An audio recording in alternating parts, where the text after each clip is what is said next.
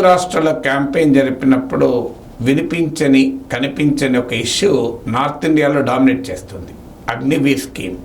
మీరు గమనించండి, రాహుల్ గాంధీ ఉపన్యాసాల్లో, ఇండియా కూటమి నేతల ప్రసంగాల్లో పదే పదే మేము అధికారంలోకి వస్తే అగ్నివీర్ను రద్దు చేస్తాం, మేము అగ్నివీర్ పథకాన్ని మేము రద్దు చేస్తామంటూ బీజేపీ పైన ఈ పథకం ప్రారంభించినందుకు విరుచుకుపడుతున్నారు. భారతీయ జనతా పార్టీ కూడా డిఫెండ్ చేసుకోవడం కష్టమై మీరు సైన్యాన్ని రాజకీయాల్లోకి తీసుకొస్తున్నారు, సైన్యాన్ని విమర్శిస్తున్నారు అంటూ మొదలుపెట్టారు. సైన్యాన్ని విమర్శించడం కాదు, ఇది సైన్యం కాదు కదా తీసుకున్న నిర్ణయం భారత ప్రభుత్వ పొలిటికల్ నిర్ణయం. అగ్నివీర్ పథకం గురించి నేను గతంలోనే చాలా వివరంగా మాట్లాడాను. అంటే కేవలము టెంపరీగా మాత్రమే సైన్యంలో తీసుకునే పథకం ఇది. సో దీనివల్ల ఆర్మీ యొక్క ఇంటెగ్రిటీ దెబ్బతింటుంది, ఇలా రకరకాల విమర్శలు కూడా వచ్చాయి. ఇప్పుడు ఆ అగ్నివీర్ పథకం మంచిదా చెడ్డదా జోలికి నేను వెళ్ళడం లేదు. మీరు గతంలో నేను అగ్నివీర్ స్కీమ్ గురించి మాట్లాడిన వీడియో మీరు కావాలంటే చూడొచ్చు. కానీ ఇది ఎందుకని సౌత్ ఇండియాలో మన తెలుగు స్టేట్స్లో ఇష్యూ కానీ అగ్నివీర్ స్కీమ్ అనేది నార్త్ ఇండియాలో అంత పెద్ద ఇష్యూగా ముందుకొచ్చింది? దీనికి కారణం ఏంటంటే మన సౌత్ నుంచి సైన్యంలో వెళ్ళేటువంటి సాంప్రదాయం తక్కువ, లెగసీ తక్కువ. మన దగ్గర ఏమైనా పబ్లిక్ సర్వీస్ కమిషను, కానిస్టేబుల్ ఉద్యోగాలు, డిఎస్సి టీచర్ పోస్టులు, మన గ్రూప్ 1 గ్రూప్ 2 వీటికే క్రేజ్. కానీ నార్త్కి వచ్చేవరకు అక్కడ ఎడ్యుకేషనల్ లెవెల్స్ తక్కువ, ఎకనామిక్ మొబిలిటీ తక్కువ. అందువల్ల ఎక్కువ మంది ఆడ యుద్ధాలు జరిగిన అనుభవం కూడా ఉంది, అనేక రకాల యుద్ధాలను చూసిన అనుభవం ఉంది కనుక నార్త్ ఇండియా నుంచి గణనీయమైన సంఖ్యలో సైన్యానికి రిక్రూట్ చేస్తుంటారు. సైన్యం ఇది major source of recruitment, major source of employment.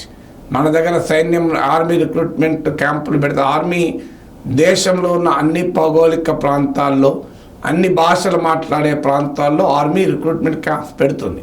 ఎందుకంటే ఆర్మీ దేశం మొత్తం ఉన్న ప్లూరాలిటీ, భిన్నత్వాన్ని రిఫ్లెక్ట్ చేయాలని వాళ్ళు ఆ జాగ్రత్త పడుతూ ఉంటారు. కానీ చాలా ప్రాంతాల్లో ఆర్మీకి అన్ని ప్రాంతాల్లోనూ సమానమైన స్పందన రాదు. నార్త్ ఇండియాలో హిస్టారికల్గా ఇప్పుడు మీరు యూపీ, హర్యానా, రాజస్థాన్ ఈ ప్రాంతాల్లో మీరు చూడండి, హిస్టారికల్గా కూడా అక్కడ ఆర్మీ నుంచి రిక్రూట్మెంట్ ఎక్కువ. కారణం మనలాగా వాళ్ళ సాఫ్ట్వేర్ ఉద్యోగాలు, ఎంటర్ప్రెన్యూర్షిప్లు ఇవన్నీ లేవు కనుక మీకు వారు ప్రధానంగా ఇప్పుడు మన తెలుగు రాష్ట్రాల్లో ప్రతి మిడిల్ క్లాస్ ఫ్యామిలీలో వాళ్ళకు సంబంధించిన వాళ్ళు ఎవరెవరు సాఫ్ట్వేర్ ఉద్యోగాలు చేస్తారు. అందులో ఒకరో ఇద్దరు అమెరికాలో కూడా ఉంటారు. సో మిడిల్ క్లాస్లో కూడా సాఫ్ట్వేర్ ఇండస్ట్రీ పెనట్రేషన్ చాలా ఎక్కువ మన దగ్గర. సో అక్కడ ఆర్మీ పెనట్రేషన్ ఎక్కువ. ప్రతి కుటుంబంలోనూ వాళ్ళకి తెలిసిన వాళ్ళు, బంధువులు ఎవరో ఒకరు ఆర్మీలో ఉంటారు. కొన్ని గ్రామాలు అయితే గ్రామాల ఆర్మీలో ఉద్యోగాలు చేస్తూ ఉంటారు. వాళ్ళ కుటుంబాలు మేము ఆ తర్వాత తరం కూడా ఈవెన్ యుద్ధ భూమిలో చనిపోయిన మార్టీర్స్ ఫ్యామిలీస్లో కూడా మేము మళ్ళీ మా తండ్రి బాటలోనే నడుస్తాం, మేము ఆర్మీలోనే పనిచేస్తాం అనేటువంటి కల్చర్ అక్కడ ఉంది. అందువల్ల ఇప్పుడు హర్యానా లాంటి స్టేట్ అయితే ఆర్మీ రిక్రూట్మెంట్ ఇది major source of employment. So అందువల్ల అగ్నివీర్ పథకం పట్ల ఇక్కడ తీవ్రమైన వ్యతిరేకత ఉంది. ఎందుకంటే వారికి గతంలో ఉన్నంత సెక్యూర్డ్ ఎంప్లాయ్మెంట్ ఉండదు ఇప్పుడు.